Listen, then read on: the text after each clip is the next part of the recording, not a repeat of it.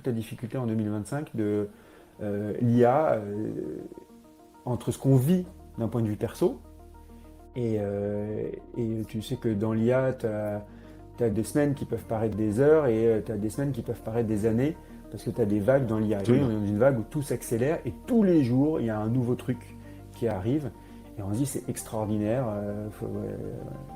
En revanche, dans l'entreprise, c'est complètement différent. Et on pensait que ça allait aller très vite dans l'entreprise. Donc, bien évidemment, les entreprises n'ont que ce sujet en tête. IA, IA, IA, IA, IA, IA. Mais la réalité, je trouve, c'est un peu négatif que de dire que c'est déceptif, mais c'est pas si incroyable que ça. Bon, il y a toujours en effet des personnes qui sont réticentes ou qui ont peur. Et à la limite, cette peur, elle est, j'allais dire, elle est presque normale. Moi, je suis né en 78. J'ai grandi dans les années 80 et dans les années 80-90, il y avait plein de films. Terminator, le soulèvement des machines, on a vu iRobot, 2020, Odyssée de l'espace, etc. Et donc c'était des films qui racontaient l'histoire de l'intelligence artificielle et de la robotisation sur la planète Terre. Et on a toujours, dans tous ces films-là, été remplacé, l'humain était remplacé à un moment donné par les robots et c'était une catastrophe pour l'humanité, etc. Donc ce que je veux dire, c'est qu'on a nourri une culture pessimiste de l'IA. Donc forcément, inconsciemment, on a toujours peur de l'IA parce qu'on a vu plein de films qui montraient une IA méchante. Et moi j'ai déjà vu en entreprise des personnes qui disent ah non mais jamais j'irai sur l'intelligence artificielle ou l'intelligence artificielle générative. Mais c'est vraiment rédhibitoire. Bon, pourquoi pas, tu vois, je veux dire, je respecte le choix des personnes. Simplement, c'est comme si ces personnes m'auraient dit en 90, non, je vais pas aller sur Internet. Bah ok, va pas sur Internet. Ils ont fini par y aller. Oui, et puis de toute façon, si tu n'y es pas allé, tu es complètement largué. Moi, quand j'interviens en conférence, et en particulier auprès des directions RH, et je leur dis, là, c'est votre dernière chance de vous racheter. Les RH ont complètement raté, on parlait du digital il y a 20-25 ans, ce virage-là, ça a été pris en main par les directions informatiques des entreprises, les DSI, qui ont, elles, piloté d'un point de vue technologique, technique, ces sujets-là. Et donc ça a créé les problématiques dont on vient juste de parler auparavant, alors que c'était un sujet humain. Il y a le sujet de la transition écologique. Il y a 5 ans, sortie de crise sanitaire, il y avait un gros sujet autour de la transition écologique. Toujours est-il que les RH n'ont pas pris réellement en main le sujet de la transition écologique, alors que pareil, derrière, c'est un sujet humain. Et moi, je leur dis, le sujet IA est un sujet vraiment RH. Et si les RH ne prennent pas ce sujet-là, alors je dis pas qu'ils doivent être tout seuls, c'est pas ça. Mais s'ils ne s'impliquent pas là-dedans et qu'ils sont qu'en second rang, ça peut être une catastrophe du coup.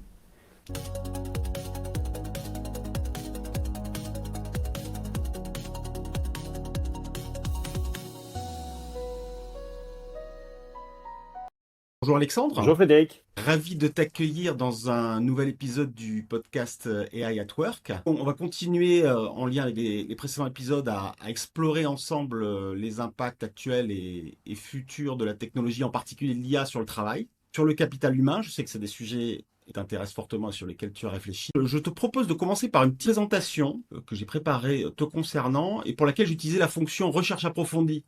Voir à la fois si elle va chercher des bonnes infos, si elle invente des choses, ou si tout est parfait. Donc je te laisse me préciser à l'issue de cette petite présentation ce qui est vrai, ce qui est éventuellement faux, ce qu'il faut préciser. Sandre, tu as construit un parcours professionnel riche désormais, en commençant comme ingénieur au sein d'une ESN ou d'une SS2I, comme on appelait ça peut-être encore à l'époque. Ensuite, tu es allé directement dans le monde des RH, ce qui pour un ingénieur est déjà une originalité, en créant ton propre cabinet de recrutement. De suite, tu as créé une deuxième activité sur un modèle original fondé sur le recrutement par cooptation. En 2016, tu prends une nouvelle direction professionnelle et tu rejoins un acteur important de l'innovation en matière RH, qui est le Lab RH, qui se définissait comme étant un écosystème qui réunissait start-up, grandes entreprises, institutionnelles, etc., autour des sujets liés à l'innovation dans les ressources humaines. Tu étais le directeur général de cette structure, tu as développé la visibilité et tu as sans doute en parallèle commencé ta réflexion sur le futur du travail. En 2022, donc, tu rejoins une nouvelle aventure qui s'appelle Tomorrow Theory, qui est un studio d'innovation RH, donc un petit peu sur les mêmes thématiques que le Lab RH. Et si j'ai bien compris, c'est un labo prospectif qui explore des tendances, euh, notamment sur les sujets des RH et du travail, qui accompagne aussi des clients, des organisations dans leur réflexion. Toi, tu es porte-parole et ambassadeur, et tu nous en diras plus. Et puis, dernière casquette, mais ça en fait déjà beaucoup, tu es conférencier et tu interviens sur des sujets très en lien avec ce qu'on vient d'évoquer, le futur du travail, les futurs du travail, et puis d'autres sujets, j'allais dire RH, managériaux, plus traditionnels et qui prennent un contraste particulier dans le contexte de l'intelligence artificielle. Est-ce que le résultat de la recherche approfondie de l'IA est correct? Alors, en grande partie, oui. Alors déjà, merci Frédéric de m'accueillir dans ton podcast. Je suis ravi. Et je m'étais jamais plié moi-même à cet exercice et pourtant je travaille dans l'intelligence artificielle et je n'avais jamais fait cet exercice-là. Alors, en grande partie, oui. Il y a quand même quelques failles. Et tu vois, c'est là où faut être Voilà, il y a eu des hallucinations. forcément des hallucinations, mais il faut être précautionneux et que l'IA ne sait pas forcément tout à 100%. Euh, j'ai pas rejoint Tomorrow Theory en 2022, je l'ai rejoint en 2024. En fait, Tomorrow Theory a été créé en 2022 et moi je l'ai rejoint en 2024. D'accord. Ok. Tomorrow Theory, comme tu l'as dit, est un studio d'innovation RH et ce n'est pas un labo RH. C'est un tout petit peu subtil. Et après, oui, sur moi, sur mon parcours, l'IA n'est pas allé chercher encore plus en profondeur sur un autre projet qui n'a strictement rien à voir avec les RH, mais que j'avais pu réaliser. C'est que j'ai même lancé une marque de vêtements pour hommes entre 2015 et 2016, au même moment où j'avais lancé ma plateforme de recrutement par cooptation. Ouais. Excellent. Une marque de quelle thématique? Vêtements pour hommes, donc c'était des jeans, des blouses, ouais, Classique? assez classiques, mais avec une technologie derrière, alors qui n'existe plus, hein, ça n'a pas fonctionné, je l'admets, hein, c'était des tentatives. Mais bon, on avait été distribué dans quelques concept stores et au bon marché, etc. Donc il y a eu un moment donné, on y a cru, puis bon, ça n'a pas fonctionné, c'est le milieu de la mode, c'est très compliqué. Ne venant pas de ce milieu-là, c'était pas simple. Mais tu vois, l'IA n'est pas allé chercher aussi Ah, profondément voilà. dans mon historique. Voilà. Eh ben, je lui avais paramétré le fait qu'on allait parler de RH et d'innovation et elle s'est dit, bon, voilà, la partie fashion, on prend pas, quoi. Ok. Sur une première question qui me brûle les lèvres, parce que pas nécessairement en lien direct avec l'IA, mais est-ce que RH et innovation, ça fait vraiment bon ménage? Et est-ce que ce n'est pas l'eau et le feu, la RH traditionnelle et l'innovation? Alors, si je remonte, moi, alors je vais remonter et je ne vais pas être prétentieux. Ça fait, entre guillemets, que 10 ans que j'évolue dans les sujets d'innovation RH, à partir du moment où j'avais lancé cette plateforme de recrutement par cooptation. Parce qu'avant, un cabinet de recrutement, c'était entre 2010 et 2013. C'est assez classique, conventionnel comme outil. Mais je suis au service et au soutien de la fonction RH depuis 10 ans et sur les sujets d'innovation RH il y a 10 ans. Donc, tu m'aurais posé la question il y a 10 ans, innovation RH, j'aurais dit oui, ça fait pas bon ménage. Maintenant, en 2025, ça fait bon ménage dans la mesure où, de toute façon, on ne peut pas passer à côté de l'innovation dans la fonction RH. Donc, pour moi, c'est quelque chose qui fonctionne bien aujourd'hui. On l'a vu d'ailleurs en France, et je vais surtout parler de la France, parce que Ouais. je ne maîtrise pas trop les autres pays européens ou du monde. Mais en France, on a quand même un écosystème de start-up qu'on qualifie comme étant des start-up de la HR Tech qui est Mhm. foisonnant, énorme. Au Lab RH, on est monté à plus de 400 startups qui étaient membres de l'association et on recensait à peu près, nous, sur le marché, plus de 700 startups qui travaillaient pour la fonction RH. Donc on a un écosystème qui s'est extrêmement développé ces 10 dernières années et les RH ont réussi à appréhender au fil des ans la notion d'innovation et de comprendre qu'en effet, il fallait innover dans la fonction RH, alors que les ressources humaines, c'est une fonction, je suis toujours très critique par rapport à ça, assez, alors je ne vais pas dire vieillissante, mais plus riscophobe, parce que derrière, il y a le code du Mhm. travail, on ne peut pas licencier facilement en France, on n'a pas la même flexibilité du travail que dans d'autres pays anglo-saxons. Et donc, il y a aussi le côté dialogue social, donc, avec les organisations syndicales. Et donc, c'est toujours très délicat. Innover dans un milieu délicat, pour un RH, de toute façon, ils sont éduqués comme ça, ben, on ne prend pas trop de risques. Et donc, innovation et RH, comme tu disais, ça ne fait pas bon ménage, mais je trouve que maintenant, ça fait de plus en plus bon ménage parce qu'on est obligé d'innover, parce qu'on en reparlera avec l'intelligence artificielle. Le monde du travail évolue lui aussi. Ok, très clair. Si on revient sur le sujet spécifique de l'IA, et puis si on revient sur ton expérience personnelle de ce sujet-là, quelle est ta première, est-ce que tu t'en souviens, la première fois que tu as affaire soit au concept d'IA, soit carrément à une IA en tant que telle, c'était dans quel contexte et comment ça s'est Alors, ben, passé? moi, je l'ai découvert en arrivant au LabRH. Donc, c'était en Ok. 2016, où il commençait à y avoir des startups qui utilisaient le terme intelligence artificielle. Et pour être très honnête avec toi, je ne voyais pas à l'époque la grosse différence entre IA et automatisation ou digitalisation, quoi. C'était assez flou. Mais j'ai vu donc des startups utiliser ce mot magique qui leur permettait justement d'aller conquérir de nouveaux clients ou alors tout simplement d'aller lever de l'argent. Donc j'ai découvert moi l'IA à ce moment-là et qui était beaucoup à l'époque sur le recrutement. Alors en plus c'était un Ok. secteur, enfin un pan des ressources humaines que moi je connaissais justement parce que j'avais fait du recrutement pendant pas mal d'années avant, parce que j'avais lancé une plateforme de recrutement par cooptation. Et donc j'ai vu arriver sur le marché de plus en plus d'acteurs qui commençaient à faire ce qu'on appelle donc du matching affinitaire en essayant de détecter, c'était pas encore déterminé comme ça, mais des soft skills par rapport à des job desks, etc. Et donc j'ai vu arriver cette IA donc de 2016 à 2019 et 2018-2019, on parlait beaucoup d'intelligence artificielle, mais c'était un peu une boîte noire. Mhm. Et encore une fois, est-ce que c'était de l'algorithmisation, de l'automatisation? On ne savait pas trop quoi mettre dedans. Et puis après, aujourd'hui, l'IA a une autre dimension, en tout cas sonne différemment, je trouve. Depuis 2022 et maintenant en 2025, quand on parle d'IA, on parle beaucoup d'IA générative. Et donc une Ouais. IA qui est capable de générer quelque chose, alors qu'avant, elle ne générait pas, parce qu'elle produisait juste des résultats.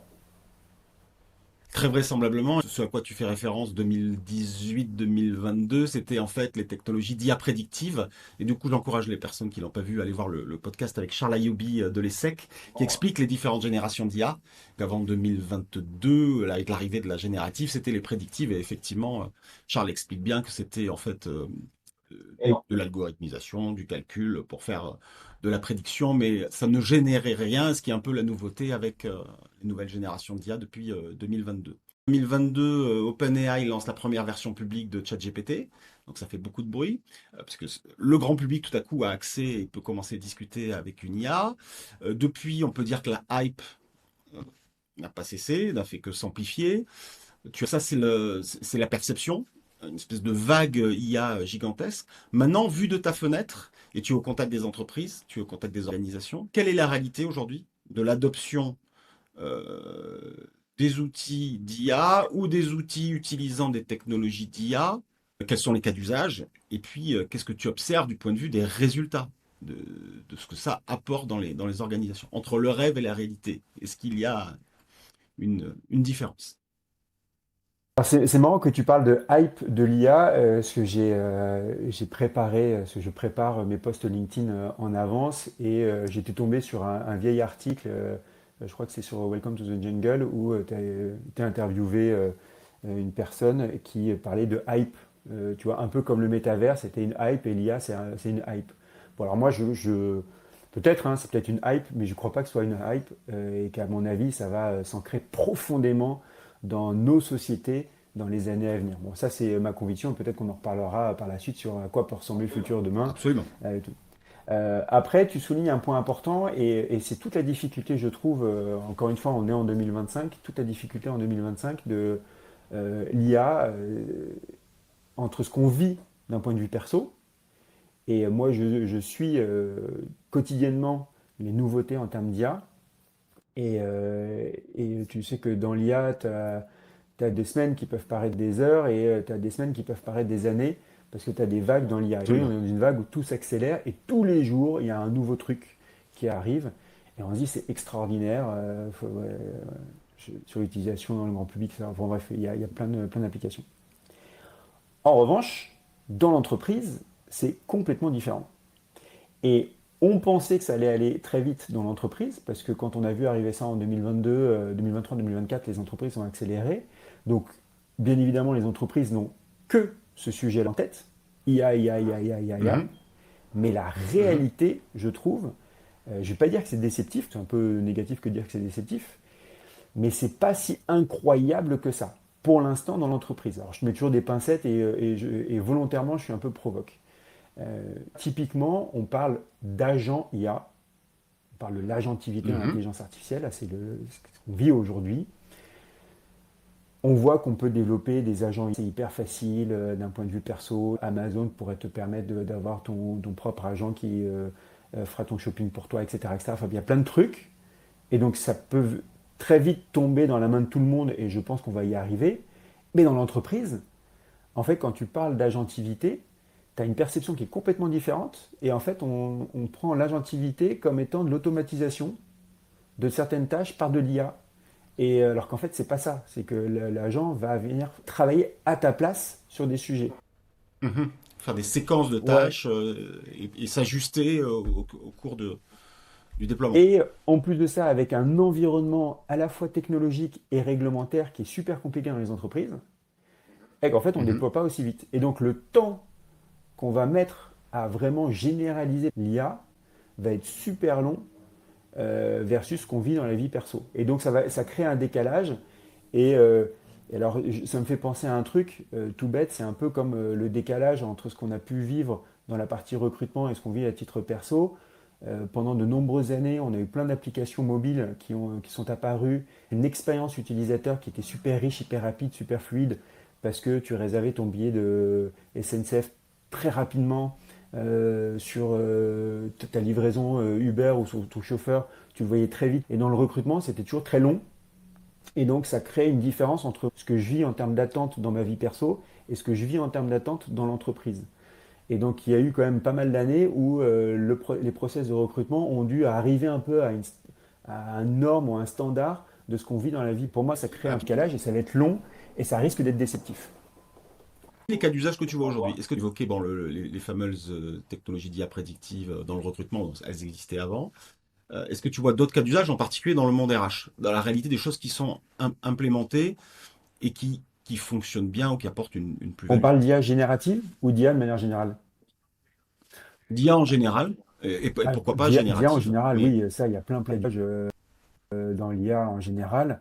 Je l'ai ok. évoqué tout à l'heure sur la partie recrutement. Aujourd'hui, beaucoup de recrutements sont basés sur l'intelligence artificielle, comme tu disais, l'intelligence artificielle prédictive, mais tout ce qui est ATS et autres types d'outils de matching de candidats, ça fonctionne. Sur la partie learning, formation, toutes les plateformes te permettent de pousser du contenu adapté à ce que attendent les personnes, etc. Donc on est aussi sur l'utilisation de l'IA. Pour la fonction RH en tant que telle, quand on parle alors de workforce planning, donc strategic workforce planning, qui est le Mhm, terme anglais de la GEPP, et maintenant on parle de based mhm. organization, pareil, c'est de l'intelligence artificielle. Donc il y a pas de débat, il y a de l'IA, et dans plein de process RH, il y a de l'IA. Maintenant, si on parle d'IA générative, on commence à avoir des cas d'usage assez rudimentaires dans la fonction RH. Typiquement, rédiger une offre d'emploi, bah oui, tu as plein Ouais, d'RH qui vont se mettre sur ChatGPT et puis qui vont dire, bah ok, bah rédige-moi. une description de Ok, poste. voilà. Après, en revanche, sur quelle est la transformation de mes métiers, de quelles compétences je vais avoir besoin, quel va être le plan de formation de mes salariés en prospective par rapport à ce qui risque d'arriver et avec donc de l'IA générative. Là, un petit peu moins, c'est un tout petit peu plus compliqué. Et il y a un vrai sujet aujourd'hui, c'est la montée en compétence de la fonction RH sur ces sujets d'IA générative. Et finalement, derrière tout ça, parce que quand il y a de l'IA, il y a de la data, c'est la montée en compétence sur la data. Et tu vois, moi je fais un parallèle avec les directions marketing de l'époque.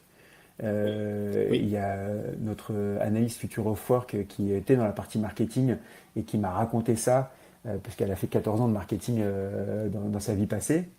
Elle me disait, mais nous, direction marketing, on était les directions coloriage. Il y a 15-20 ans, c'était les directions coloriage de l'entreprise.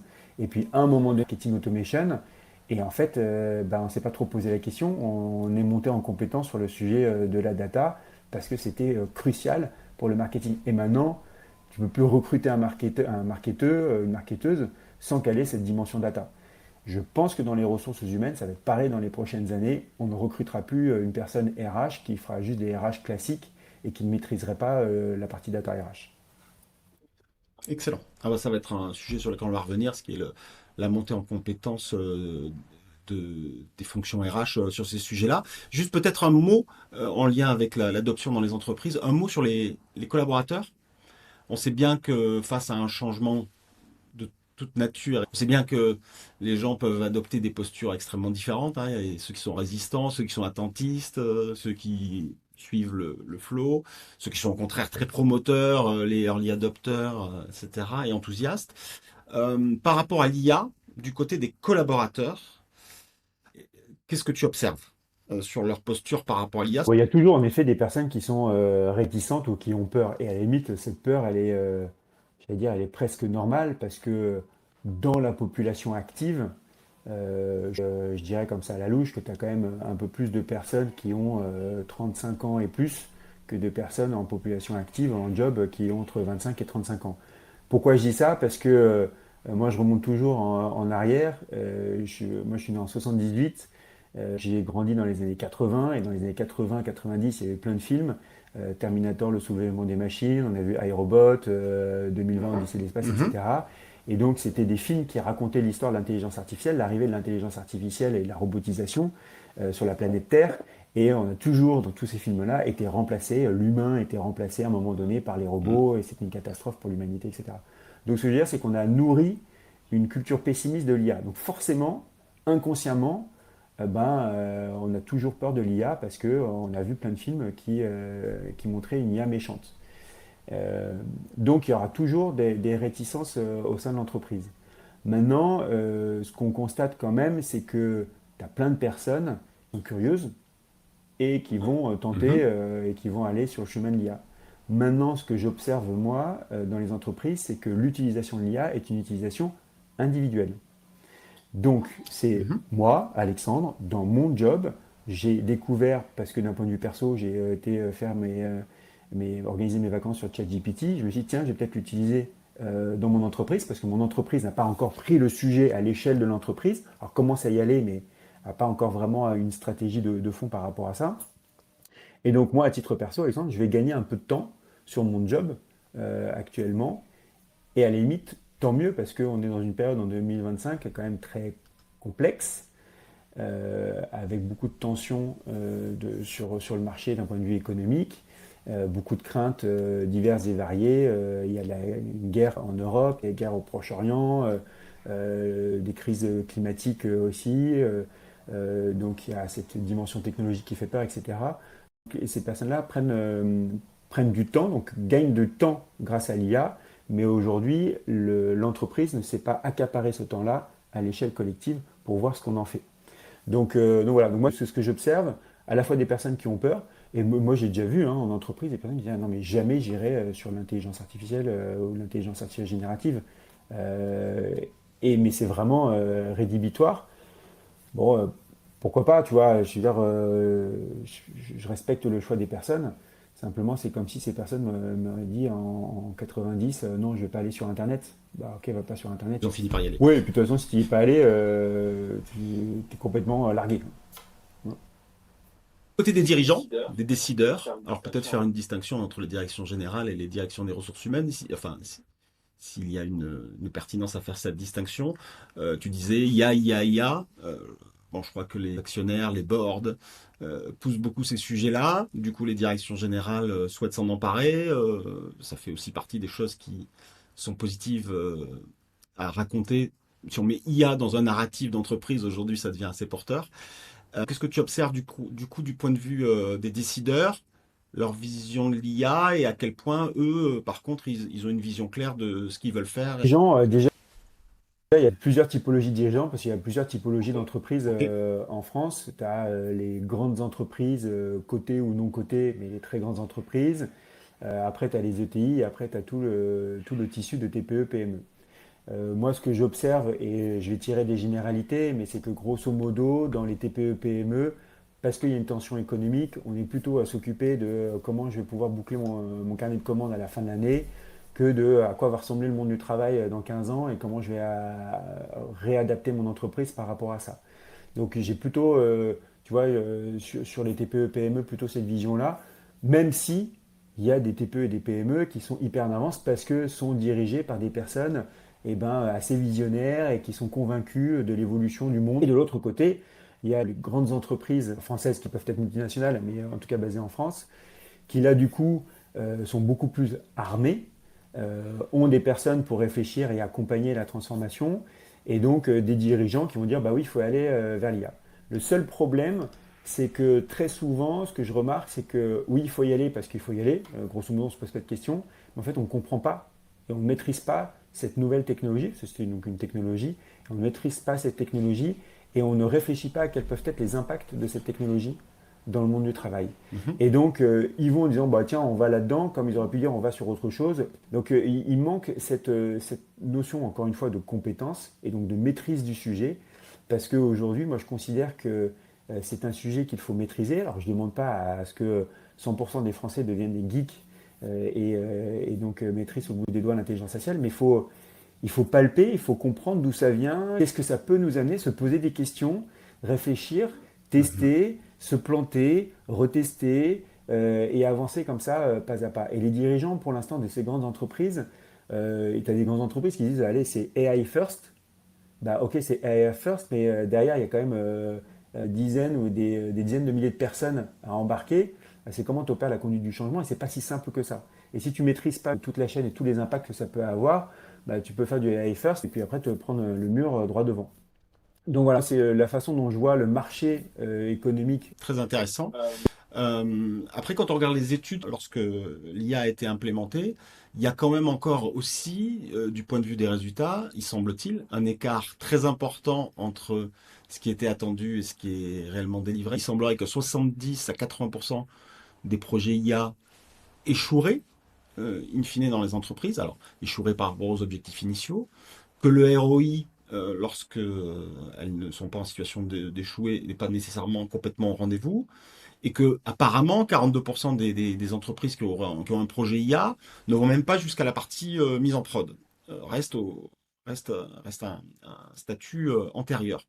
Est-ce que c'est ce que tu observes dans le réel? Et si oui, bah, c'est peut-être en lien avec la dernière question, mais quelles en sont les raisons selon toi? euh, Des questions un peu compliquées parce que chaque entreprise aussi a sa façon d'appréhender le Clairement. sujet, travailler le sujet, etc. Donc pareil, c'est un peu des généralités que je vais donner, mais néanmoins c'est ma vision. C'est ce que je disais tout à l'heure. Il y a une forme de déception entre ce qu'on vit à titre perso et ce que ça produit dans l'entreprise. Je donne un exemple tout bête, tu vois, on a déjà accompagné des directions achats.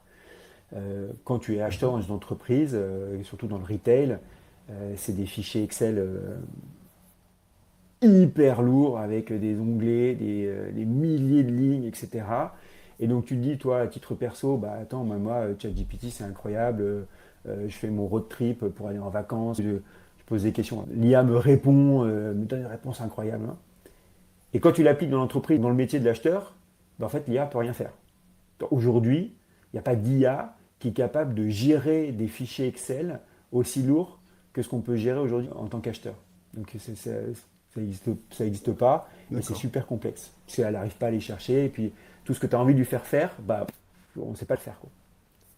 Donc oui, il y a une déception et c'est pour ça, c'était ta première stat, je crois. Ça échoue pour ces raisons-là. C'est qu'aujourd'hui, justement, on n'a pas réussi à passer le stade, tu vois, de la mise en prod ou en tout cas l'application à des métiers, à tous les métiers, parce qu'il y a des métiers qui sont assez complexes et c'est pas aussi magique que ce qu'on a l'habitude de voir. Et c'est pas juste parce que je mets trois mots sur une interface, ça me répond quelque chose, ou je tape trois mots et ça me fait un dessin, super. Dans le monde de l'entreprise, c'est plus complexe. Et après, derrière, tu as aussi le fait que ça échoue sur le passage en prod. Tu disais tout à l'heure, et c'était ta troisième stat. Mm. Oui, parce que derrière, c'est complexe et qu'il y a des sujets de réglementation. Et il ne faut pas l'oublier, en Europe, il y a l'AI Act qui oblige Oui. les entreprises à respecter certaines enfin, des catégories de risques et donc des mises en application d'IA. Et donc, c'est pas si simple que ça que de pouvoir travailler sur de la data. En plus de ça, il faut rajouter la sécurisation des données pour l'entreprise. Tu as certaines entreprises qui ne veulent absolument pas que leurs données, ce qui est normal, partent à l'extérieur. Et après, d'un point de vue RH, on traite de la data humaine. Donc c'est super touchy que de traiter de la data humaine. Donc forcément, il y a beaucoup de projets qui ne vont pas jusqu'au stade de la mise en production et qu'on ne va pas déployer à l'échelle.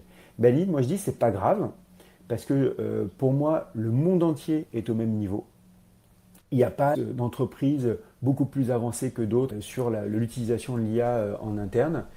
Je pense qu'on l'a pour le coup, je veux dire c'est la première fois, mais en tout cas on vit un moment où on est tous au même niveau. On a tous découvert ça au même moment. Et que du coup, il faut tester. Et qu'il faut s'autoriser justement à se dire que X% des projets ne vont pas aboutir. Et c'est pas grave, ils n'aboutiront pas, mais au moins on apprend. Et donc après, comme ça, on va pouvoir se forger une opinion, pouvoir être meilleur, être plus critique par rapport à l'IA, savoir où est-ce qu'on met, etc. Donc je trouve ça bien qu'il y ait autant de projets qui n'aillent pas jusqu'en production, parce que tout irait en prod, en fait, on irait tête baissée sans trop réfléchir. Oui. Là, forcément, si on se plante, ça nous fait réfléchir. On se dit, attends, pourquoi ça a planté, etc. Donc, du coup, moi, je trouve ça bien. Ouais. Donc tu es favorable à une démarche exploratoire, test and learn, etc., plutôt qu'essayer d'avoir, enfin viser la perfection, par ailleurs par rapport à une technologie qui évolue en permanence, que tu l'évoquais. Donc en soi, la situation, l'échec du jour ne sera plus l'échec, peut-être plus l'échec du lendemain. Tu disais, par contre, on est tous au même point. Est-ce que réellement on est au même point? Puisqu'il y a fameux slogan, les États-Unis innovent, l'Europe régule. Bon, est-ce qu'on est vraiment au même point, compte tenu du fait que l'Europe a quand même réglementé, on va dire, très tôt sur ces sujets-là, avant même qu'on sache exactement ce que ça peut faire. Alors, est-ce qu'on est vraiment sur le même plan, et est-ce que cette régulation qu'on a en Europe, c'est un avantage concurrentiel ou c'est un boulet qu'on se traîne? Alors pareil, ça, c'est des articles que j'ai pu faire sur LinkedIn et j'en ai reprogrammé un aussi pour cet été sur ce sujet-là. Partons du principe que c'était 2022 le point de départ. 2022, tous les pays du monde étaient au même niveau. Ils Mmh. étaient tous au même niveau, on découvrait ce truc-là. En effet, très rapidement, nous, on a mis un principe de précaution sur l'IA, et je pense à juste titre, là où les US ou la Chine ont dit allez hop, c'est open bar, et puis on accélère. Donc là, c'est la vraie question, là c'est une dimension plutôt géopolitique. Est-ce que l'Europe est en retard? Donc est-ce qu'on ne crée pas ce retard? Ça, c'est un vrai sujet. Alors, j'ai pas de position hyper claire moi-même là-dessus, parce que bon, déjà d'une, j'ai un peu la data humaine, et que du coup, je considère que attention, parce que les IA de manière générale, on le sait, augmentent nos biais. Est-ce que demain, j'ai envie d'être recruté en visio avec une IA qui analyse tous mes rictus, mais potentiellement mes gestes, et après va interpréter des choses qui ne sont pas moi? Est-ce que j'ai envie de ça? Est-ce que demain j'ai envie que le recruteur finalement ne soit pas un recruteur humain, mais soit déjà une sorte de chatbot amélioré, un robot qui va faire passer les entretiens? J'ai peut-être pas forcément envie de ça. Donc je trouve que c'est bien que l'Europe se pose la question. Et tu vois, moi je suis très favorable à l'intelligence artificielle. Je pense que c'est l'évolution du monde et qui va amener l'évolution de la société et qui va amener l'évolution de la civilisation. Donc ça, je trouve ça très cool.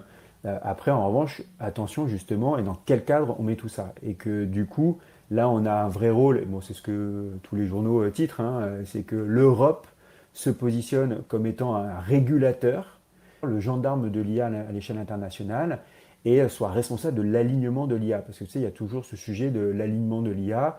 Est-ce que l'IA va bien dans le sens de l'humanité? Et est-ce qu'elle ne va pas aller à l'encontre de Mhm. l'humanité? Et on a déjà vu des dérives. Il y a un vieux truc Mhm. qui existe qui s'appelle l'usine à trombone.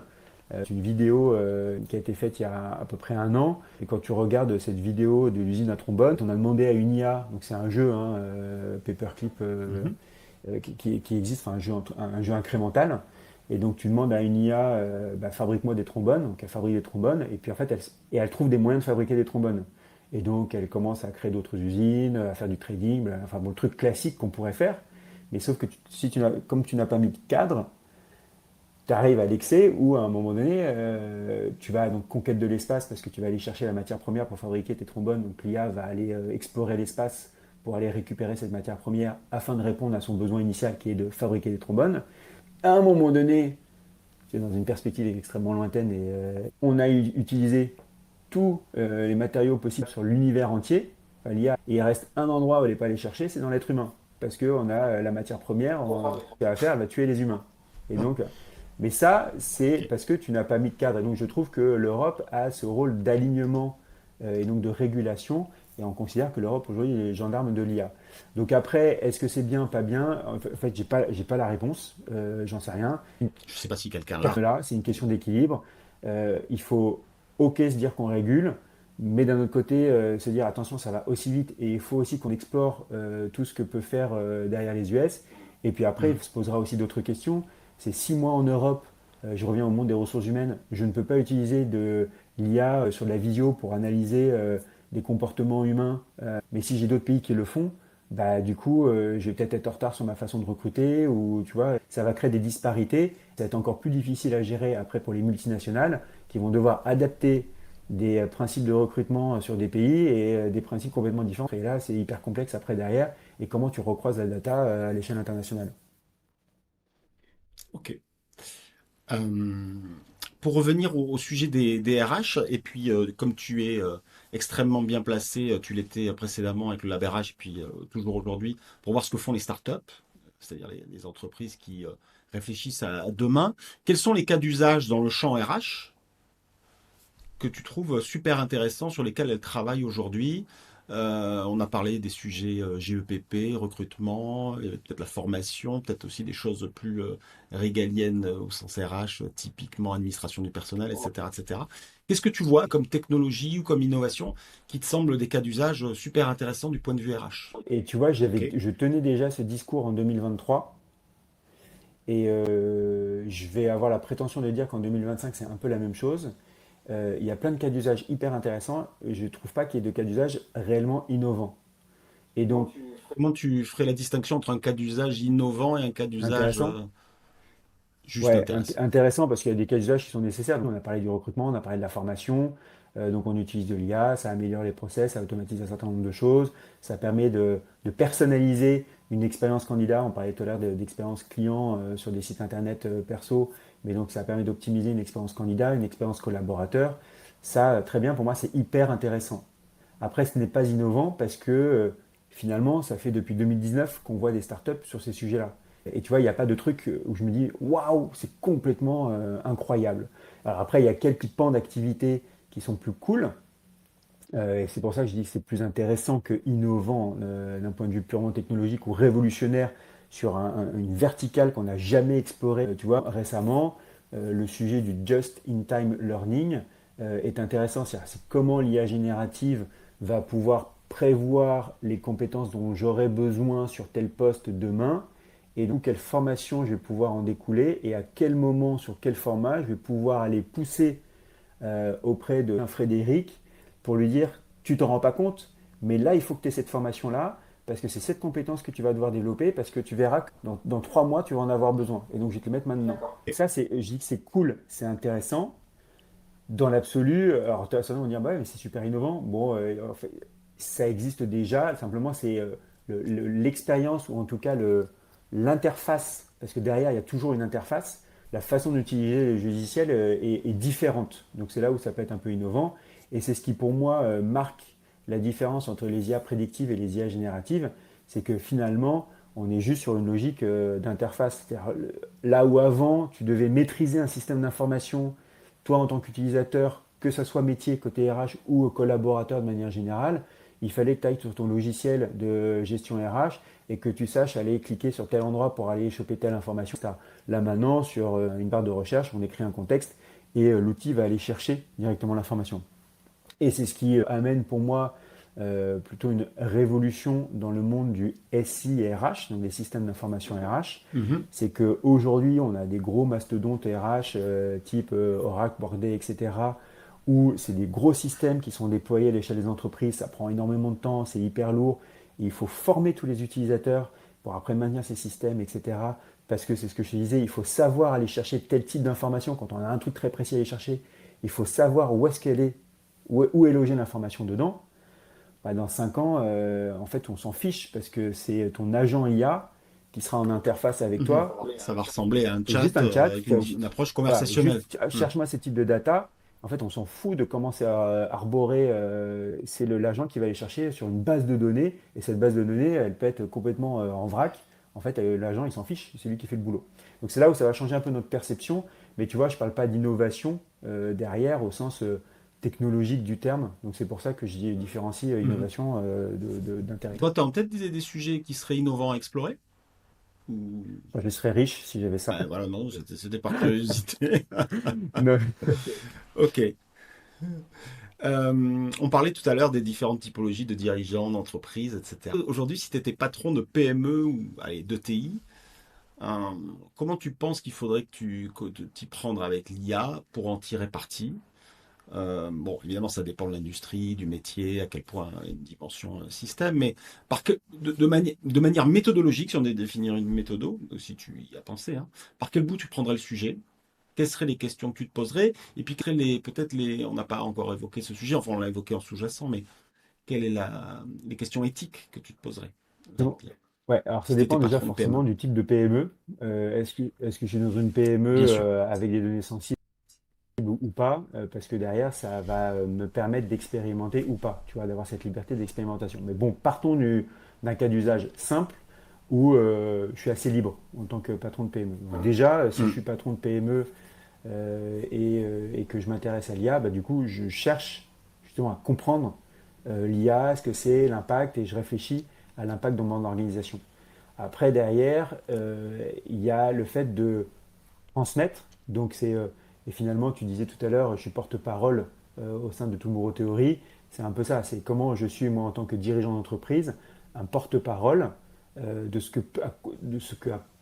quoi peut ressembler mon entreprise demain si on intègre de l'IA. Et donc, du coup, de rassurer aussi les collaborateurs et collaboratrices sur le fait que l'IA, parce que là, c'est ce qu'on voit, l'IA ne va pas remplacer tous les métiers, mais va changer notre façon de travailler. Et donc, c'est là où on peut après imaginer des futurs derrière. Et une fois qu'on a passé ces messages, qu'on rassure, qu'on crée un cadre de confiance auprès des collaborateurs, c'est de dire, bah maintenant, c'est pas moi qui vais décider, c'est vous qui allez tester. Donc maintenant, je vous ai donné ma vision, ma compréhension. Je vous rassure sur le fait que pour moi, en tant que dirigeant, voilà les impacts que je mesure, etc. Et voilà ce qu'on peut imaginer. Mais encore une fois, personne n'a de boule de cristal. Donc, c'est qu'une vision. Maintenant, expérimentez et faites-moi vos remontées du terrain. Et voyez, testez, plantez-vous, remontez-moi l'info, etc. Et après, ensemble, en fait, on reconstruit. C'est comme ça où, pour moi, tu as à la fois une démarche bottom-up et top-down, où les idées convergent.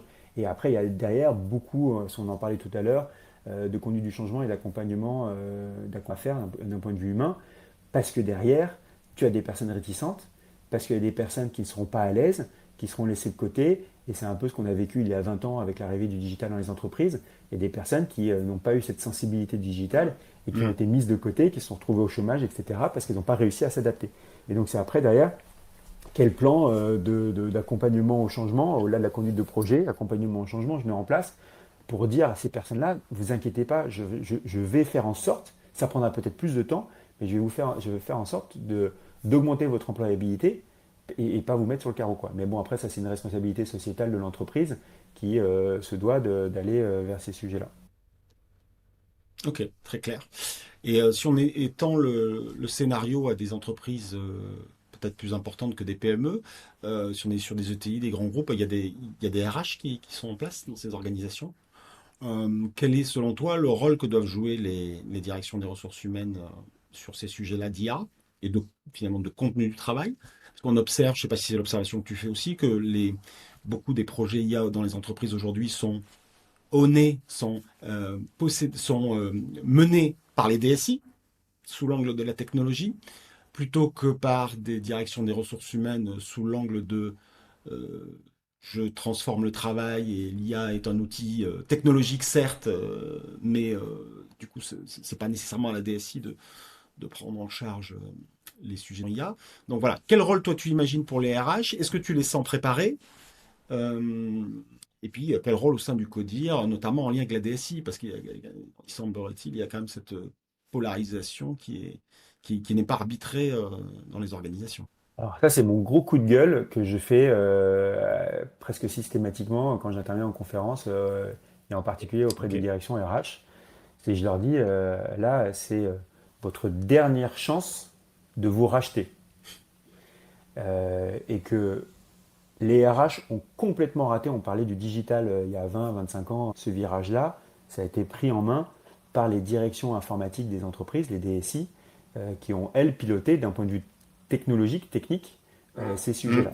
Et donc ça a créé les problématiques dont on vient juste de parler auparavant, donc de personnes qui n'ont pas réussi à monter en compétence là-dessus, alors que c'était un sujet humain. Il y a le sujet de la transition écologique. Il y a 5 ans, sortie de crise sanitaire, il y avait un gros sujet autour de la transition écologique et le rôle des RH dans cette transition écologique.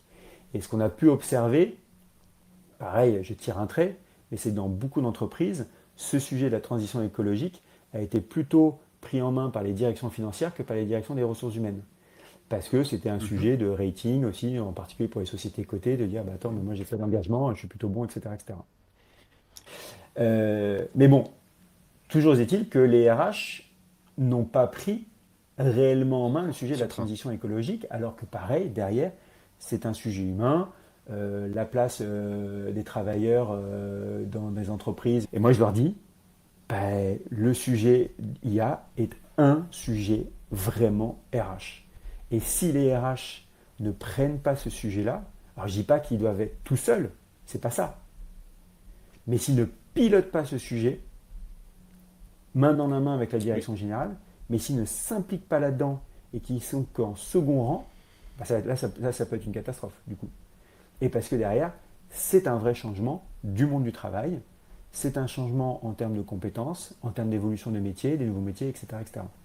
Et donc il ne faut pas que ça soit un sujet de DSI.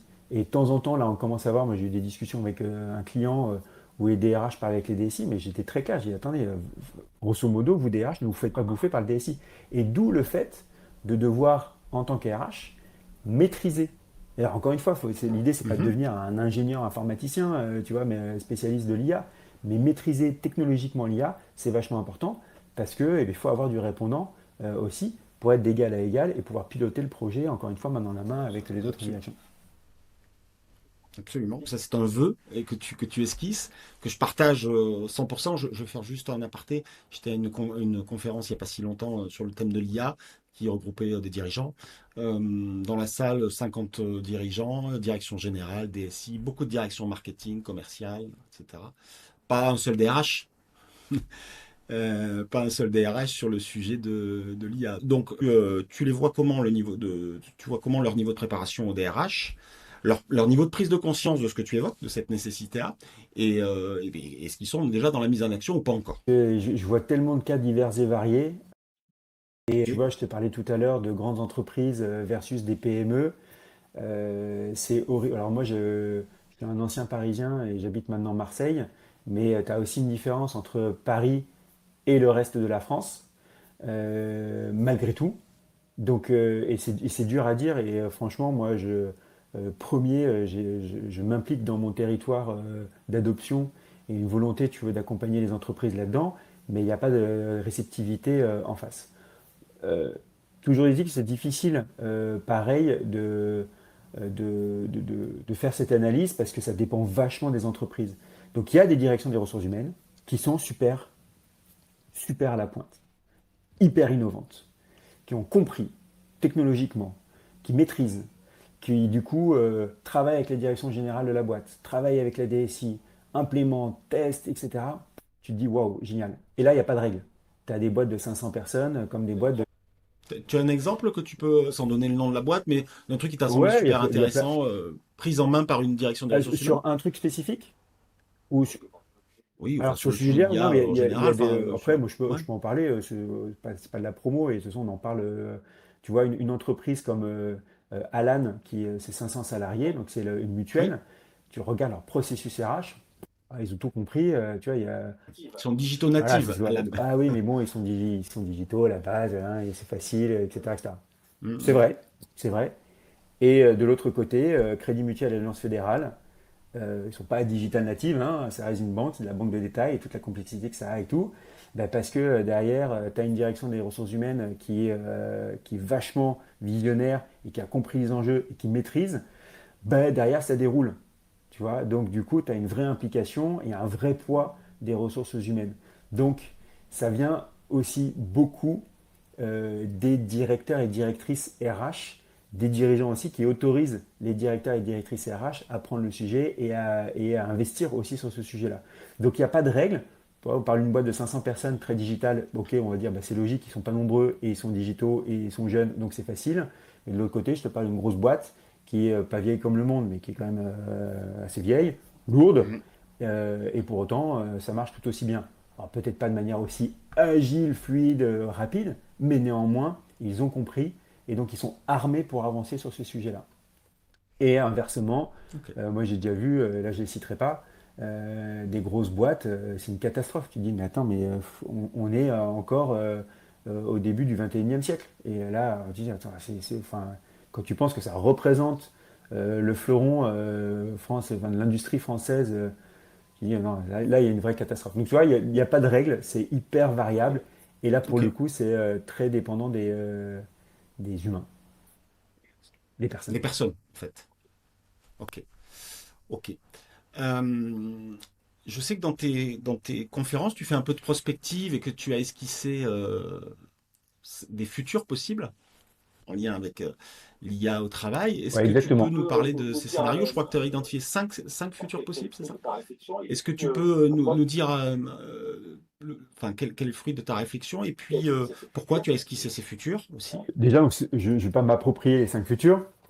C'est un sujet collectif, Et un travail de réflexion au sein de Tomorrow Theory, donc le studio d'innovation RH pour lequel je travaille. Donc c'est une réflexion que nous avons.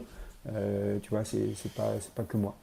Le sujet des cinq futurs possibles, c'est de se dire, ben, si, en fait, on part du constat, c'est si en effet aujourd'hui notre économie, qui est une économie qui repose beaucoup sur l'économie tertiaire, donc on sait qu'à peu près 80% de la population de l'OCDE, les travailleurs, travaillent dans l'économie tertiaire, l'économie du service. Tu en fais partie, j'en fais partie, tu vois, le secteur bancaire est un secteur tertiaire, on n'est pas dans le secteur industriel. Donc il y a une grosse économie autour de ça. Et donc, on est sur une économie de production et beaucoup de salariés sont payés à rédiger des mails, à produire des notes sur Word, à faire des fichiers Excel et potentiellement à établir des propositions sur PowerPoint pour soutenir des projets. Si demain, l'IA permet de faire ça à ta place, aujourd'hui on est payé, on va mettre un jour à faire son PowerPoint parce que c'est une présentation un peu lourde, on va travailler sur fichier Excel régulièrement et tout, c'est un peu lourd, etc. Si demain, bah, l'IA fait ça à ta place et le fait en 5 secondes, 30 secondes, 3 minutes, là où tu prenais un jour pour faire Mhm. ton slide PowerPoint, bah, du coup, ça va être quoi ton boulot? Puisqu'aujourd'hui, c'est ta production pure, elle est Mhm. là et elle se limite à ça. Et donc, on questionne ce modèle. Donc, si on dit, bah, ouais, en effet, demain, c'est ce qui peut arriver. Et donc, à quoi ressemblerait le futur du travail? Et donc, on revient toujours sur cette définition déjà de c'est quoi le travail? Et le travail a une Mhm. définition qui est précise, hein. Le travail est une activité rémunérée qui permet la création de valeurs socio-économiques. Et quand on regarde cette définition de près, pendant de nombreuses années, on était plutôt sur activité rémunérée qui permettait la création de valeurs économiques. On avait oublié la dimension sociale.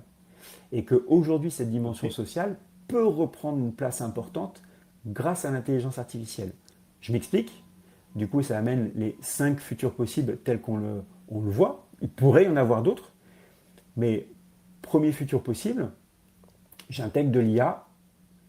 L'IA me permet de faire ce que je faisais avant en 5 jours en 3 jours. On me permet de gérer, avant je gérais 20 projets en 5 jours. Bah, l'IA peut me permettre de gérer 30 projets en 5 jours, puis 40, puis 50. Donc en fait, on est sur une augmentation de la charge, une augmentation de la cadence. Et ça, c'est possible parce que l'IA nous permet d'aller encore plus vite. Et donc derrière, les organisations peuvent dire, bah, je vais charger encore plus les personnes parce qu'elles sont capables de produire plus. Donc là, on est sur des logiques qu'on a vécues au moment de la révolution industrielle. On est sur, en fait, on Ouais. crée des ouvriers à la chaîne de l'intelligence artificielle. Et on génère de la On génère de la productivité. productivité, et ça, c'est quelque chose vers lequel on peut arriver. Ça, c'est un des futurs possibles, qui est un futur plutôt négatif. Moi, je questionne toujours si c'est ça. À un moment donné, on parle déjà de santé mentale comme étant une grande cause nationale. Ça sera quoi le sujet quand on aura 30, puis 40, puis 50 projets à gérer par semaine? Je pense que notre cerveau va imploser très rapidement. Donc, il y aura de vrais sujets de santé mentale encore plus accentués. Et donc, du coup, les entreprises vont se retrouver face à un gros problème. Premier futur possible. Deuxième futur possible, ça, c'est pour moi la vision du DAF. Donc désolé pour s'il y a des directeurs ou directrices administratifs financiers qui nous écoutent, mais le DAF qui a un mode de raisonnement, bah, si l'IA peut produire plus, pour nous aider à produire plus, bah, je vais licencier. Logique, moi en tant que Mhm, DAF, si je diminue ma masse salariale et je garde la même productivité, forcément je vais augmenter ma rentabilité d'entreprise. Donc moi en tant que DAF, c'est ce que je vais viser. mhm. Il semblerait que c'est ce qu'on voit un petit peu en ce moment aux Absolument. États-Unis. On entend en tout cas parler, à moins que ce soit une excuse, des premiers licenciements IA, au sein notamment des boîtes techno. Absolument. Alors après, il y en a qui ont fait un retour arrière. L'exemple le plus connu, c'est Klarna, qui a licencié 1300 et quelques, je crois, personnes sur la partie support client. Et finalement, les clients ont été super déçus parce que derrière, c'était que l'IA qui gérait ça. Et donc, ils ont fait revenir toutes ces personnes-là. Enfin, en tout cas, une grande partie. Mhm. Donc, il y a des retours en arrière, mais encore une fois, on teste, hein. Mais en tout cas, ça, c'est un autre futur possible. C'est un monde où les entreprises licencient massivement pour remplacer les Mhm. êtres humains par l'IA. Pareil, deux Mhm. remarques par rapport à ça. Première remarque, euh, je questionne la notion de rétention des talents ou d'attractivité des talents quand pour chaque point de productivité, tu licencies. Est-ce que ces entreprises vont pouvoir quand même, parce qu'il y aura toujours quand même des êtres Mhm. humains dans les entreprises, mais est-ce que dans 10 ans, elles pourront Mhm. toujours recruter parce que les gens n'iront pas là-dedans au risque de se faire licencier assez rapidement parce que remplacés par l'IA? Ça, c'est la première chose. Et de manière plus globale et cynique, si toutes les entreprises du monde, parce qu'on pourrait dire ça, commencent à Oui. licencier, Qui va acheter? euh, du coup, tout le monde dit ah, on va tous se retrouver au chômage, mais ok, bah, retrouvons-nous tous au chômage. Et comme tu dis, qui va consommer après derrière? Parce que la consommation, c'est Mhm. dépenser de l'argent que tu gagnes par le travail. Et je pense qu'à l'échelle Mhm. internationale, tu auras des organisations internationales comme le World Economic Forum qui se dira hop, hop, hop, hop, hop, attends, on va peut-être pas licencier autant, parce on a plutôt intérêt à maintenir les gens en emploi pour qu'ils aient un revenu, pour qu'après ils puissent le dépenser, pour que les entreprises tournent. Mais après, tu sais que ce futur est quand même très poussé par toute une frange de dirigeants de la Silicon Valley qui en profitent pour esquisser le revenu universel, etc. Enfin, ce modèle-là est poussé par pas mal de leaders qui y voient une, euh, comment dirais-je, une libération du travail Je aussi. ne crois pas au revenu universel, parce que c'est pareil, c'est une question de financement. Qui finance le revenu universel derrière? Ouais. Mais ils évoquaient la taxation du capital, puisqu'on aurait on aurait à faire face à des entreprises qui seraient capables de générer une énorme richesse avec très peu de charges, et donc qu'on pourrait imposer lourdement. Ouais. Mais bon, je sais que certains, en tout cas, le poussent, mais avec une vision qu'ils le présentent comme humaniste, justement, pour libérer l'humain du joug Et tu terrible du verras travail, qu'il y quoi. a dans le cinquième futur possible, c'est quelque chose qui est peut-être plus acceptable et qui n'amène pas forcément à Ok? ce revenu universel où on passerait un peu sur l'oisiveté parce que du coup ça veut dire que personne travaille mais gagne un peu d'argent.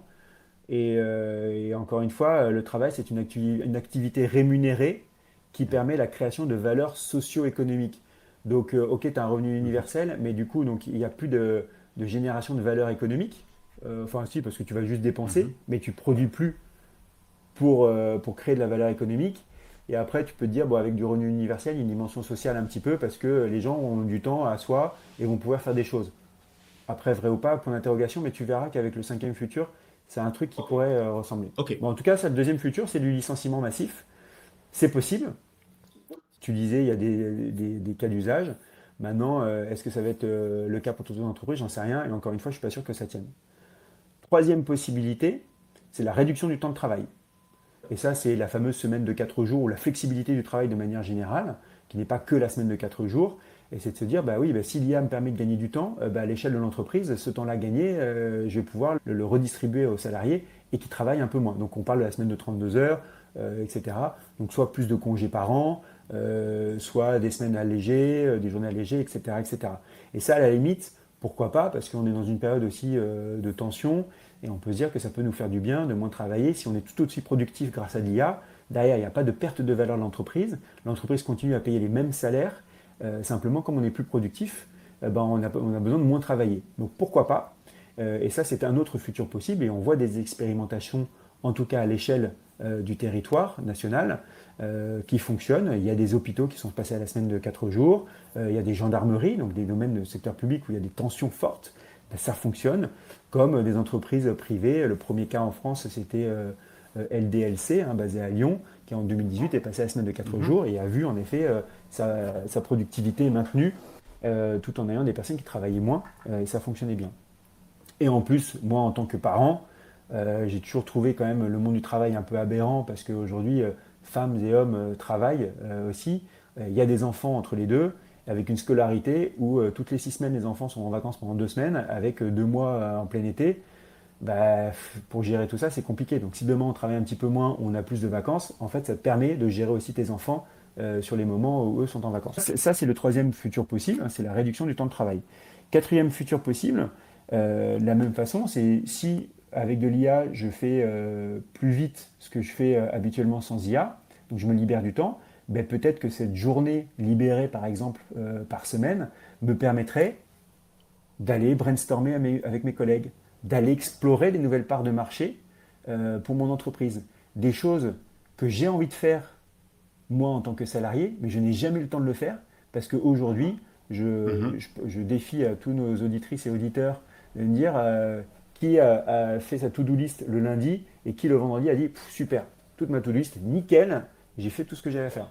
On se retrouve toujours avec plein de trucs à faire, on n'a jamais le temps d'aller faire des choses à plus forte valeur ajoutée qui pourraient être intéressantes à la fois pour nous, mais aussi pour l'entreprise. Et donc encore une fois, se retrouver entre collègues, travailler sur des sujets, refondre des process, ou tout simplement à titre individuel aller apprendre de nouvelles choses, ça peut avoir un impact vachement important pour l'entreprise et c'est ce qu'on appelle l'entreprise apprenante et qui est une tendance et il y a des entreprises qui se sont lancées là-dedans. Donc ça c'est le quatrième futur possible.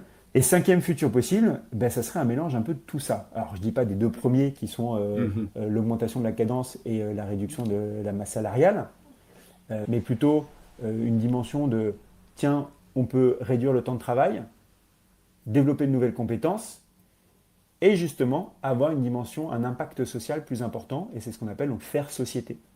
Et donc, tu vois, on pourrait se dire, en fait, dans notre logique telle qu'on l'a appris à l'école, on a su qu'il y avait l'ère primaire, l'ère secondaire, l'ère tertiaire. En fait, on ne s'est jamais posé la question de savoir s'il y avait autre chose après l'ère tertiaire. On a toujours considéré qu'on était arrivé un peu au bout d'un aboutissement de la société. Ça y est, on est dans l'économie tertiaire et ça restera ad vitam aeternam l'économie tertiaire. Spoiler alerte, il y a des chercheurs qui travaillent depuis les années 70 sur l'ère d'après, qui est l'ère quaternaire.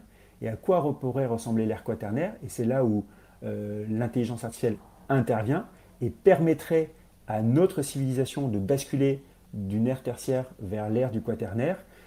Pourquoi? Parce que à chaque grande révolution, on a vécu la théorie des déversements.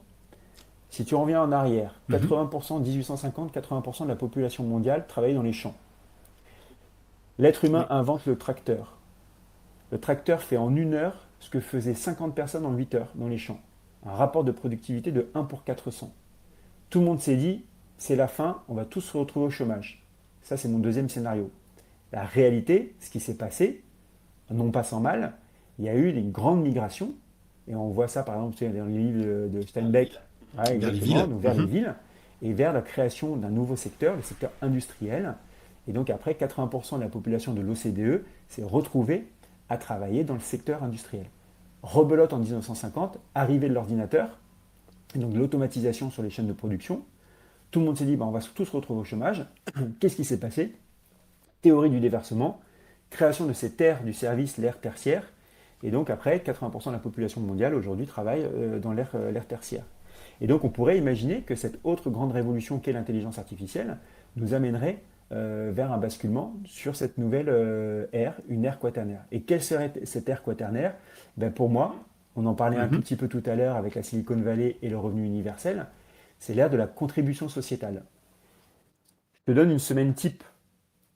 Je m'appelle Alexandre. Aujourd'hui, sans IA, je travaille 5 jours par semaine. Demain, avec de l'IA, tout ce que je fais aujourd'hui, je le fais en 2 jours, grâce à l'IA.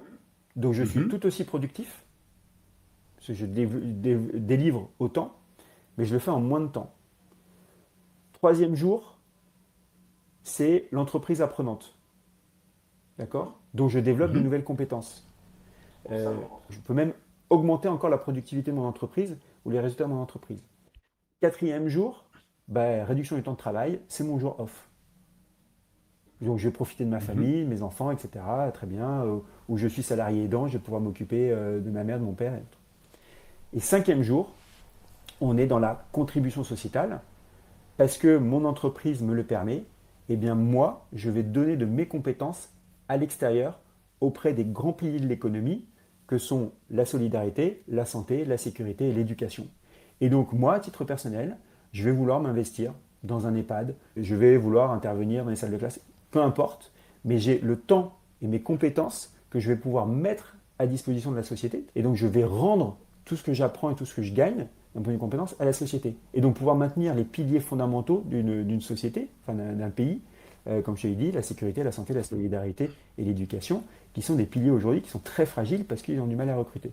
Et donc l'IA permet de repenser ce temps de travail-là et permet de repenser le travail de manière générale. Et finalement, demain, on se rend compte que travailler, c'est plus forcément que travailler pour son entreprise, c'est aussi pouvoir travailler à travers son entreprise ou grâce à l'entreprise pour d'autres causes qui sont chères. Et de toutes les manières, on est dans un cercle vertueux parce que ce que je vais apprendre aussi à l'extérieur et sur des choses qui n'ont peut-être rien à voir avec mon job actuel, ben, il y a des petits trucs que je vais Je pouvoir vais ramener ramener. et Oui. ça va changer ma façon de travailler. Et donc ça, on voit quelque Ok. chose d'assez intéressant. Tu vois, c'est pas le revenu universel, mais ça y ressemble un tout petit peu. Et donc on maintient les gens dans l'emploi et après on permet, alors tout le monde ne sera pas obligé de le faire, mais en tout cas de pouvoir contribuer à la société. Donc, et ça, en fait, cette ère quaternaire, cette ère de la contribution sociétale, ça, donc, encore une fois, ça n'a rien de nouveau puisque ça existe dans les travaux de recherche depuis les années 70. Et dans nos vies quotidiennes, on ne s'en rend pas compte, mais il y a déjà des signaux faibles. Il y a une ville en région parisienne qui est la ville de Sevran qui offre le permis de conduire à ses jeunes et en contrepartie de leur offrir leur permis de conduire, ils doivent s'investir dans la mairie sur des tâches administratives, peu importe. Donc c'est de la contribution sociétale. Je parlais tout à l'heure de Crédit Mutuel, Alliance Fédérale, eux, non pas dans leur revenu au sens sur le profit généré, ils vont reverser de l'argent aux associations, eux, ils l'ont intégré dans leur chiffre d'affaires, donc 1% de leur chiffre d'affaires est reversé à des associations, donc c'est complètement intégré dans un modèle économique. Et puis après, juste pour terminer, je t'invite à regarder Ramdam Social, qui est une société qui produit Mhm. des crackers, des biscuits, etc. Et plutôt que d'attendre, quand tu vas au supermarché, qu'il y ait une banque alimentaire qui soit présente pour distribuer, pour acheter des vivres pour les personnes les plus démunies, et bien là, eux, ils se disent, tant qu'à faire, à chaque fois que quelqu'un prend un paquet de chips Ramdam Social sur une étagère du supermarché, quand il passe en caisse, ben, le paquet il coûte 2,50 € et il y a automatiquement 50 centimes ou 1 € qui est reversé dans des associations en aide aux personnes les plus démunies. Et donc voilà, ça, en fait, on est dans cette logique de contribution sociétale parce qu'on repense notre modèle économique et notre organisation par rapport à ça. C'est super intéressant. Alors, je sais que tu te focalises beaucoup sur la France, voire l'Europe, puisque c'est ce sur quoi tu interviens. Petite question, alors qui est peut-être un petit peu compliquée, mais j'ai pas l'impression que ça soit la direction que prennent les autres grands blocs économiques, euh, que sont les États-Unis, qui sont plutôt dans un mix entre ton scénario 1 et ton scénario 2, en tout cas ce qu'on peut percevoir à date, ni le bloc asiatique l'idée par la Chine, qui est probablement dans le scénario 1,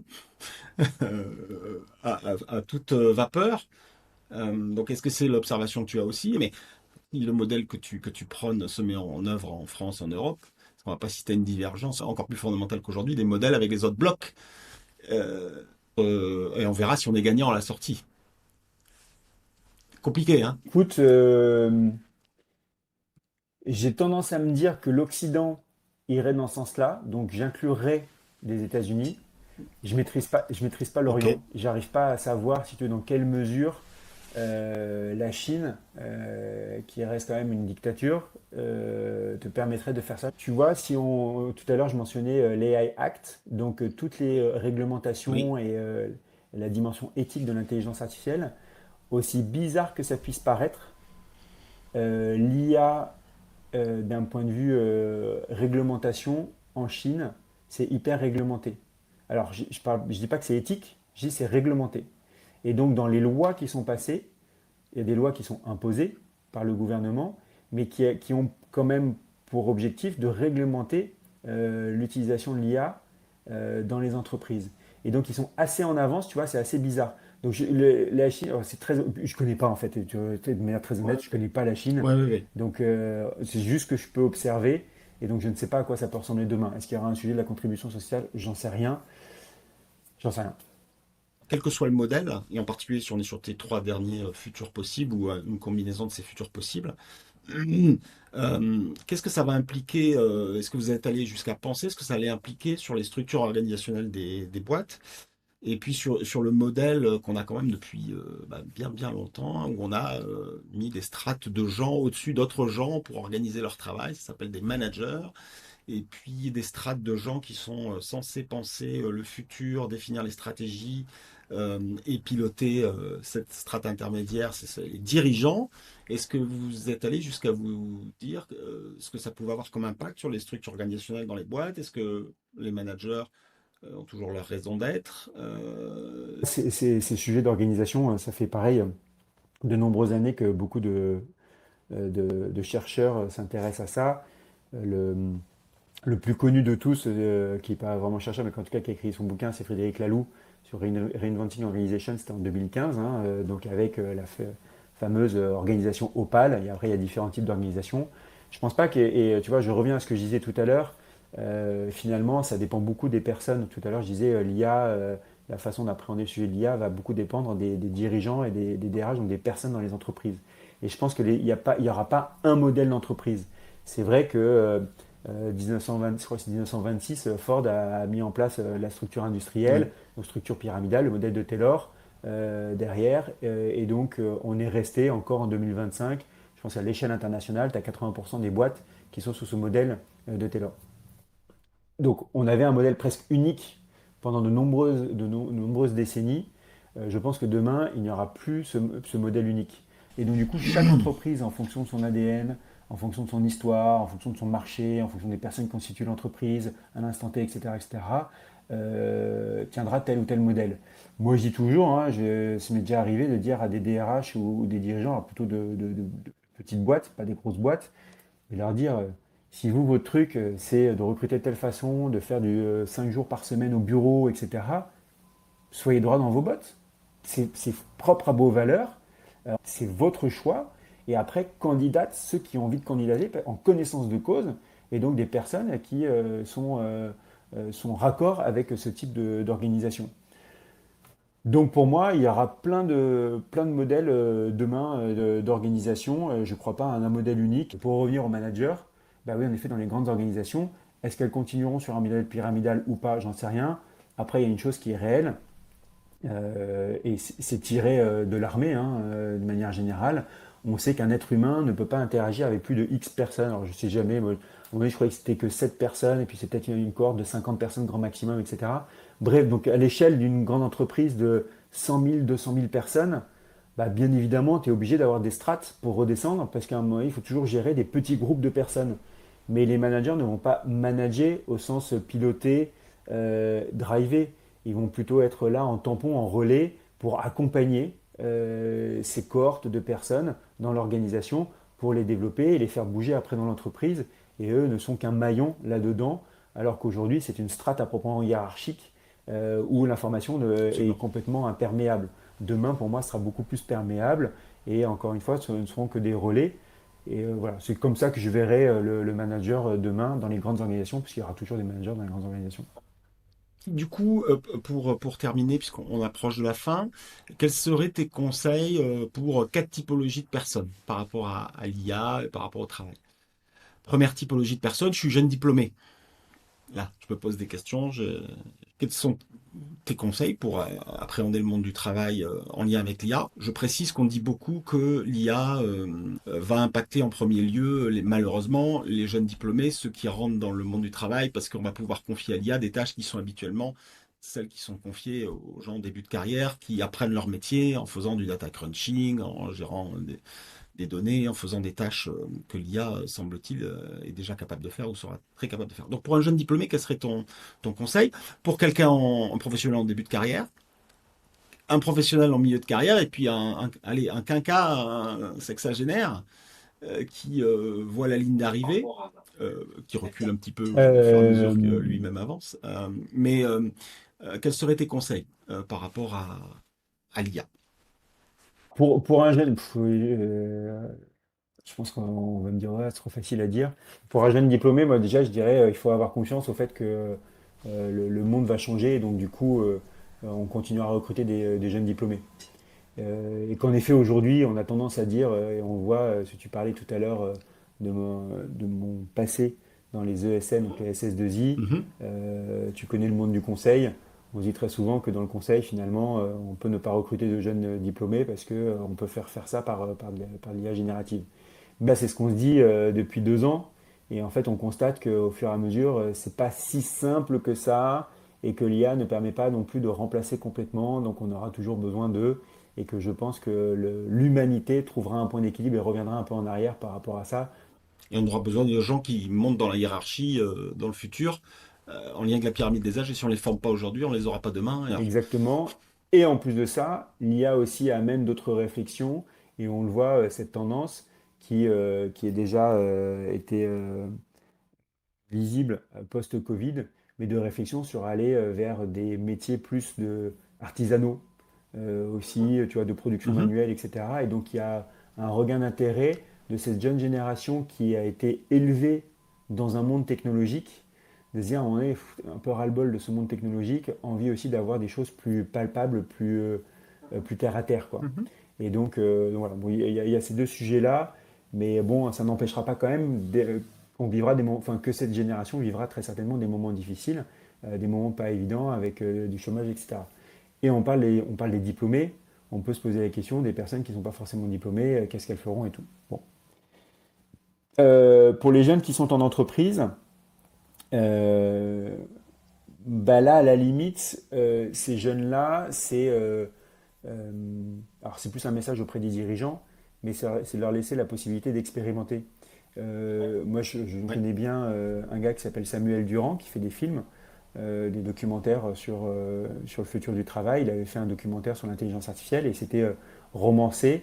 Et tu avais justement une jeune personne qui appréhendait ces sujets d'intelligence artificielle et qui expérimentait des choses dans son entreprise.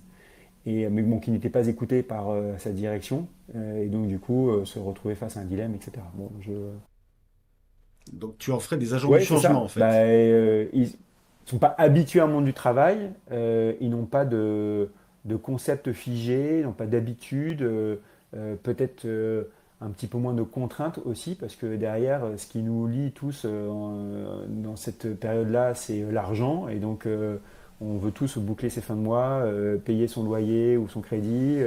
Et puis si on a des enfants en plus, il faut payer la scolarité, il faut les élever, et puis tout ce que ça amène derrière, et comment on épargne, comment on fait ça. Enfin bref, il y a toutes ces questions purement financières, et qui sont des questions où dans une tranche de vie, alors tu vois, je m'intéresse aussi beaucoup à l'intergénérationnel, je ne veux pas rentrer les gens dans des cases, mais des personnes qui sont en début de carrière, une grande partie d'entre elles n'ont pas de contraintes particulières que tu peux avoir un tout petit peu après, quoi. Mhm. Et donc du coup, cette liberté leur permet psychologiquement de ne pas se dire en fait, il faut que je travaille pour gagner de l'argent.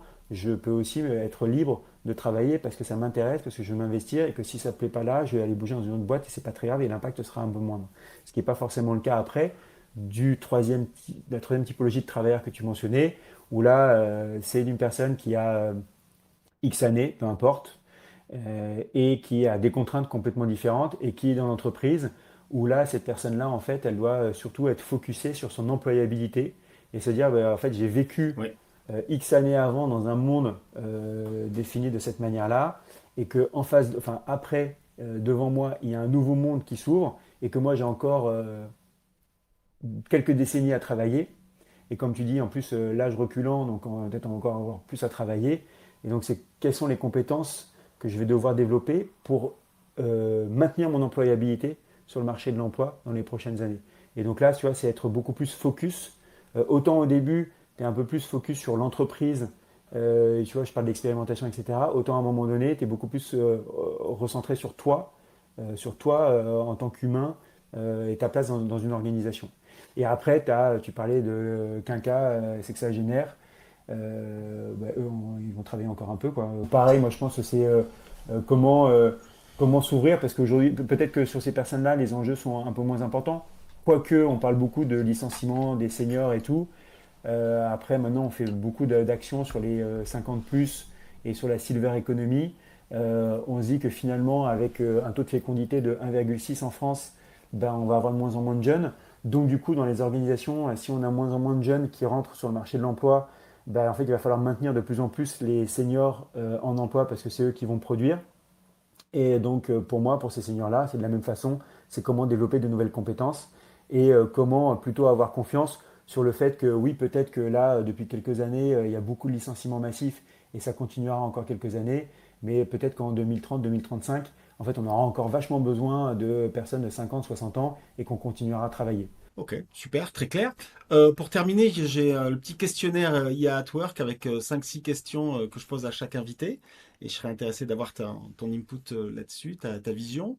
Euh, Quelle tâche confierais-tu ou confies-tu d'ores et déjà sans hésiter à l'IA? Ben là, c'est de l'automatisation de veille. Et donc, Ok, c'est un peu technique, mais du N8N qui permet de créer une ton mitaine, ouais, ok. workflow de veille et de pouvoir collecter tout ce que tu reçois, parce que sinon tu reçois 15 000 newsletters, 15 000 mails, etc. Et en fait, de pouvoir condenser, de hiérarchiser tout ça et après d'avoir un seul canal sur lequel piocher ta veille. D'accord, ok. Une mitaine avec leur nouvelle fonctionnalité agentique Exactement, qu'ils ont rajoutée il n'y a pas si exactement. longtemps. D'accord, ok. Quelle tâche ne confieras-tu jamais, ni aujourd'hui, ni demain, à une IA? La décision finale sur un recrutement. Ok, Je reste dans les ressources humaines. Décision finale sur un recrutement. très bien. Qui doit être un Ouais, humain qui choisit un autre humain avec lequel il va c'est travailler. décision humaine à la fin. Excellent. Quelle question sur l'IA ne pose-t-on jamais et que tu penses qu'il faudrait qu'on évoque ou qu'on pose absolument? Alors, il y a deux questions. Mhm. Euh, T'as droit à deux, il n'y a pas de voilà. problème. Donc, la première, c'est comment l'IA peut-elle nous aider à poser de meilleures questions plutôt que d'obtenir de meilleures réponses? Donc, esprit critique, Ok. l'idée d'aller toujours creuser et Mhm. de ne pas se reposer sur. Ça, c'est la première chose.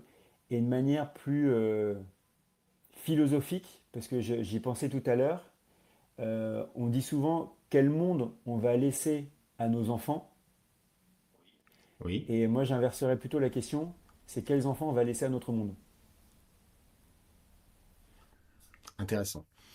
Et là, tu fais référence aux enfants qui vont grandir avec déjà les écrans aujourd'hui, l'IA demain. Qu'est-ce que ça veut dire sur leur Ouais. capacité Et puis d'apprentissage, comment ils et vont les apprendre, décisions, qu'est-ce et les qu'ils doivent décisions apprendre, qu'ils vont prendre aussi. des décisions. Et donc voilà, donc c'est quels enfants on Ok, va laisser à notre monde demain. ok. Je recommande la lecture, elle est intéressante, d'un article du MIT qui a fait des tests sur l'utilisation de l'IA et les impacts que ça avait sur le mode de fonctionnement cognitif. La conclusion, c'est que, un peu comme avec les écrans, il est beaucoup mieux de développer les capacités d'apprentissage des jeunes ou des personnes en dehors de l'IA pour que l'IA soit un véritable plus ensuite, plutôt que de les acculturer d'entrée de jeu à l'IA parce que ça a tendance à nous rendre un petit peu Ouais, c'est feignants sûr. cognitivement. Est-ce que l'IA va tuer les emplois, le travail, selon toi? C'est une Ça va le forme. transformer. Non, elle va le transformer. Ok. Quelle est ta plus grande crainte en lien avec l'IA? Que l'humain n'utilise pas l'IA comme étant un outil, quoi, une technologie.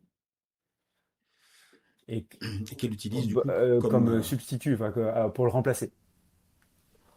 et encore pire, peut-être comme une Et arme. après, encore pire, comme une arme, en effet.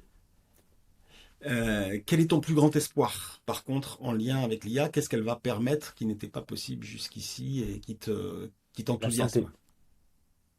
La santé humaine. Je pense que là, pour le coup, je trouve que c'est incroyable ce que les avancées qu'on fait dans le monde de la santé, les découvertes qui nous auraient pris des décennies à explorer et que grâce à l'IA, et en plus si tu rajoutes le sujet de l'informatique quantique, va encore décupler la Oui. puissance de l'IA dans les prochaines années, et que sur le monde de la santé, on fait des avancées extraordinaires avec des découvertes sur des enzymes, sur le traitement du cancer. Enfin, bon, il y a des trucs dingues, et donc Mhm. je crois beaucoup à la santé. La- Et toi, ton métier, alors si tant est qu'on puisse le définir aujourd'hui, puisqu'il est multiple, mais à quoi il ressemblera dans 10 ans en lien avec l'IA? Est-ce qu'il sera pareil? Aucune Aucune idée. idée. Et tu vois, j'essaie de faire de la prospective et tout, mais j'ai pas de boule de cristal, j'ai aucune idée de quoi va. Et puis déjà, j'ai un métier qui est un peu particulier, hein, brand ambassadeur, Ouais. donc un peu une sorte de chief evangelist. Donc déjà, et je sais pas à quoi va ressembler mon métier demain, j'en sais rien. Bon, c'est peut-être mieux comme ça. Oui, puis on découvre, un peu de surprise. Excellent. Alexandre, merci beaucoup pour cet échange, c'était super intéressant. Pour les gens qui veulent te suivre et qui veulent te retrouver, qu'est-ce qu'on peut... LinkedIn, c'est le principal mon principal canal de communication.